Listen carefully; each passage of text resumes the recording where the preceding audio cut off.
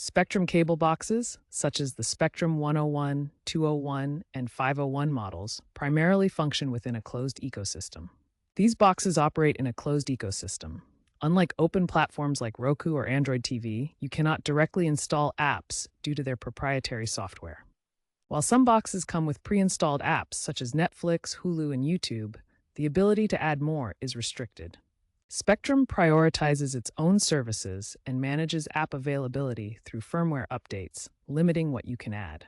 Although workarounds like sideloading exist, they are not officially supported and may void warranties.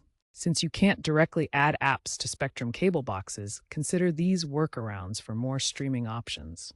Popular methods involve using external streaming devices like Roku, Amazon Fire TV, or Google Chromecast.